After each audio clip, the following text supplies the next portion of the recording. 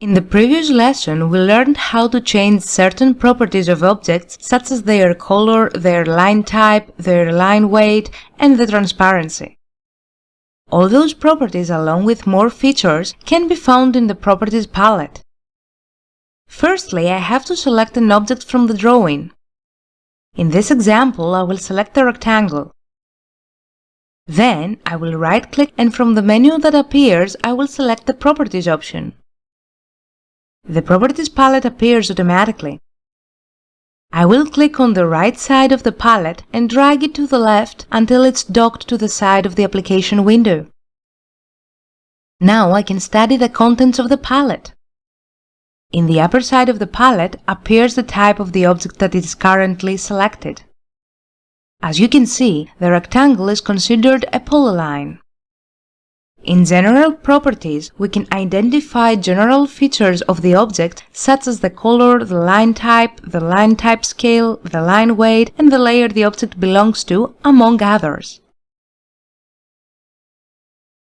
We can change any of these properties by either expanding the list with the available options or by entering a new value in the desired field. For instance, I will expand the layer list and I will select the 0 layer. Notice that the rectangle belongs now to the 0 layer instead of the center lines layer. Another interesting thing is that in the geometry properties we can find the area and the length of the object, which is quite useful in closed profiles. Now I will press Escape to unselect the rectangle. When no objects are selected, only the current settings of general properties are displayed.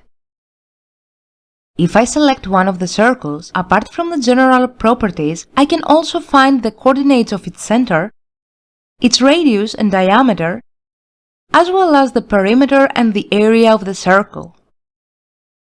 Naturally, I can change any of those from this palette. For example, I will change the diameter from 26 to 22. So I will type the number 22 and press Enter. The diameter changed automatically. I will click on the Undo icon from the Quick Access toolbar to reset the circle's diameter, and at this point I will select the hatch. This time there are the general properties that do not differ from the other object's properties, and the hatch's properties which have to do with the pattern of the hatch. I will change the scale to 2, and the difference is visible. Before we finish the lesson, I should mention that if more than one objects are selected, only their common properties are displayed. To get a better idea of what I mean, I will select 3 circles. Notice that in almost all the geometry fields, the word varies appears, which means that those values are different for each circle. Now, if I add the hatch to the selection, notice that the properties that appear in the palette are even less and most of their values vary.